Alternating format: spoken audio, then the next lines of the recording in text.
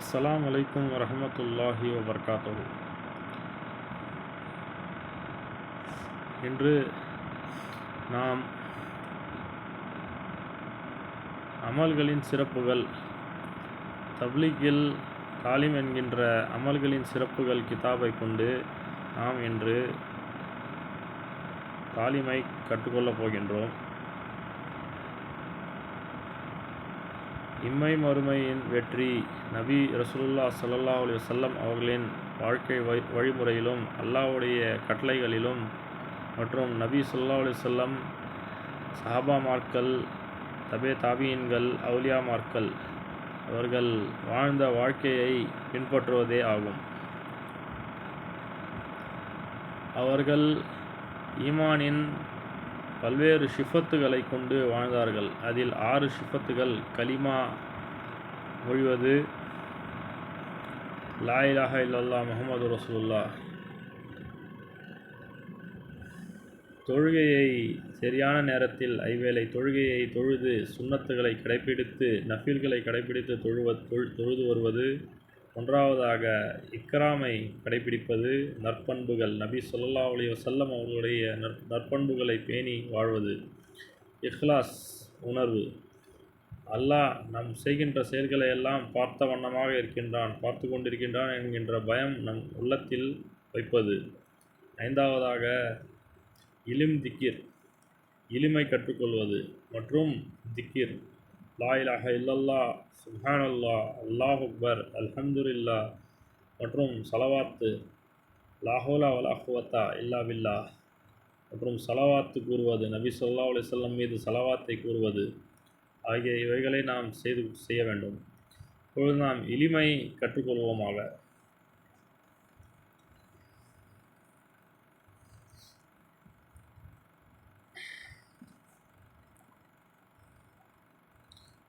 நபித்துவத்தின் ஞானத்தை பெற்றவர்.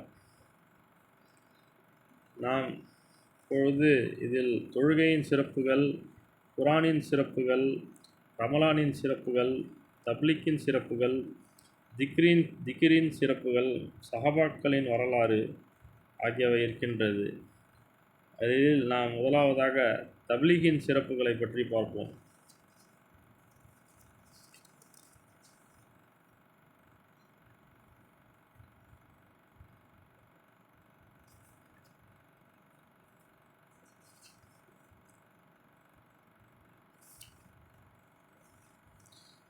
தப்லீகின் சிறப்புகள். முதல் பகுதி குர்ஆன் ஆயத்துகள். நன்மையை ஏவி தீமையை தடுக்கும் சேவையான தப்லீக்கை வலியுறுத்தி கூறும் சில குர்ஆன் வசனங்களை பரக்கத்திற்காக முதலில் எழுதுகிறேன். இவற்றின் மூலம் இந்த வேலைக்கு அல்லாஹ் எவ்வளவு முக்கியத்துவம் அளிக்கிறான் என்பது விளங்கும். குர்ஆனில் பல இடங்களில் அல்லாஹ் இதனை கூறுகிறான். இதன் சிறப்பையும் அவசியத்தையும் கூறும் சுமார் 60 ஆயத்துகள் எனது பார்வைக்கு கிடைக்கின்றன. இன்னும் நன்கு ஆராய்ச்சி செய்பவர்களுக்கு மேலும் அதிக ஆயத்துகள் கிடைக்கலாம். எல்லாவற்றையும் எழுதினால் நூல் பெரிதாகிவிடும். ஆகவே சில ஆயத்துகளை மட்டும் இங்கு குறிப்பிடுகிறேன். முதலாவதாக அழகிய வார்த்தை. 1. அழகிய வார்த்தை. எவர் மக்களை அல்லாஹ்வின் பக்கம் அழைத்து தானும் நற்செயல்களை செய்து, நிச்சயமாக நான் அல்லாஹ்வுக்கு முற்றிலும் வழிபடக்கூடிய முஸ்லிம்களில் ஒருவன் என்று கூறுகிறாரோ, அவரை விட அழகிய வார்த்தையை கூறுபவர் யார்? விளக்கம். மக்களை அல்லாஹ்வின் பக்கம் யார் எந்த முறையில் அழைத்தாலும் அவர் இந்த நல்வாழ்த்தை பெறுகிறார். உதாரணமாக, நபிமார்கள் முஃஜிஸா என்னும் அற்புதங்களை காட்டி அழைத்தார்கள். ஆலிம்கள் ஆதாரங்களாலும், முஜாஹிதுகள் யுத்தத்தின் மூலமாகவும், முஅத்தின்கள் பாங்கின் மூலமாகவும் அழைக்கிறார்கள். வெளிப்படையான உடல் சம்பந்தப்பட்ட அமல்களின் பக்கம் அழைத்தாலும்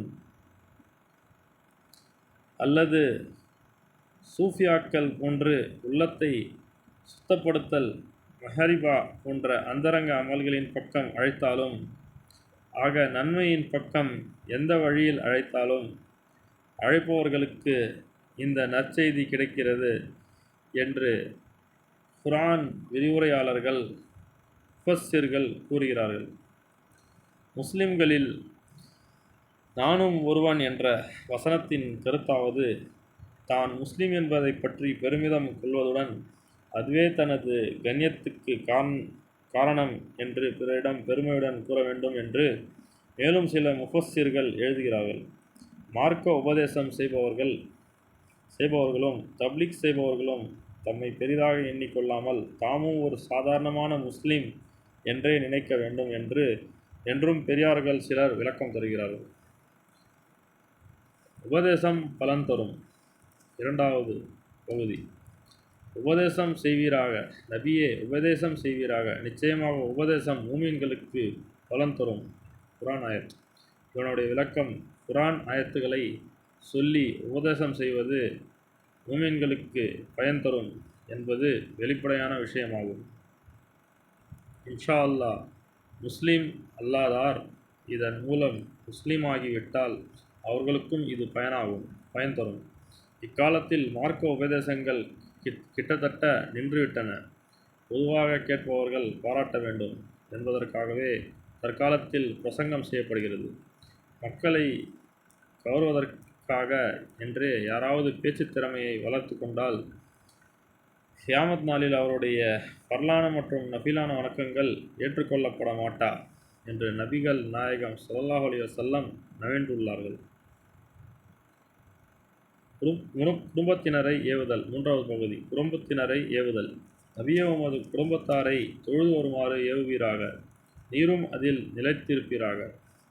நாம் உம்மிடம் எதையும் கேட்கவில்லை, உமக்கு தேவையானவற்றை நாம் அளிக்கிறோம். நல்ல முடிவு பயபக்தி உள்ளவர்களுக்கே. விளக்கம்.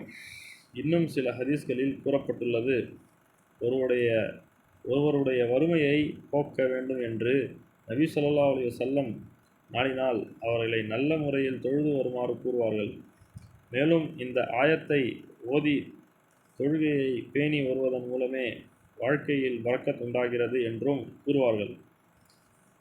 இந்த ஆயத்தில் தொழுகையை பிறருக்கு ஏவுவதுடன் தாங்களும் அதை உறுதியாக கடைபிடித்து வர வேண்டும் என்று கூறப்பட்டுள்ளது. இதற்கு மார்க்க பிரச்சாரம் செய்பவர்கள் பிறருக்கு சொல்லும் விஷயத்தை தாமும் செய்து வந்தால்தான் மற்றவர்களும் அதை பார்த்து பின்பற்றுவதற்கு எளிதாக இருக்கும் என்று ஆலிம்கள் விளக்கம் தருகிறார்கள். ஆகவேதான் நபிமார்கள் அலைஹிஸ்ஸலாம் அனைவரும் தாங்கள் சொல்லியபடி நடந்து காட்டி தங்களை பின்பற்றியவர்களுக்கு முன்மாதிரியாக திகழ்ந்தார்கள். இதனால் தீனை பின்பற்றி நடப்பது மக்களுக்கு சிரமம் இல்லாதிருந்தது மட்டுமல்ல, வெகு சுலபமாகவும் இருந்தது. மேலும் தொழுகையை அந்தந்த நேரத்தில் பேணி தொழுது வந்தால் சம்பாதிப்பதில் நஷ்டம் உண்டாவது போல தோன்றலாம். குறிப்பாக வியாபாரம், உத்தியோகம் ஆகியவற்றில் இடையூறு ஏற்படுவது போல தோன்றுகிறது. இந்த சந்தேகத்தை போக்கவே வாழ்க்கை தேவைகளை, உணவு, உடை, இருப்பிடம் இவை போன்றவைகளை அளிப்பது தனது பொறுப்பு என்று அல்லாஹ் இந்த ஆயத்தில் கூறியுள்ளான். இவையெல்லாம் உலகம் சம்பந்தப்பட்ட தேவைகள். ஆனால் இறுதியில் நல்ல முடிவு பயபக்தி உள்ளவர்களுக்கே அன்றி மற்றவர்களுக்கு இல்லை என்று பொது நியதி கூறப்பட்டுள்ளது. அதாவது இலுமை நாம் கற்றுக்கொள்ள வேண்டும். இல்ம் என்பது தாலிமை உட்கார்ந்து கேட்பதும், உலமாக்களிடம் சென்று உங்களுடைய கேள்விகளை கேட்டு தெரிந்து கொள்ள வேண்டும். ஹதீஸ்களை நாம் படிக்க வேண்டும். அனுதினமும் ஹதீஸ்களை படித்து அதில் நாம் கேட்டு தெரிந்து கொள்ள வேண்டும். உலமாக்களிடம், ஆலிம்களிடம் நாம் கேட்டு அதனுடைய விளக்கங்களையும், குர்ஆனுடைய வசனங்களின் விளக்கங்களையும், குர்ஆனில் உள்ள ஆயத்துகளுடைய விளக்கங்களாக இது இருக்கின்றது. ஆகவே நாம் இன்ஷா அல்லாஹ் மறுபடியும் சந்திப்போம். ஆமீன்.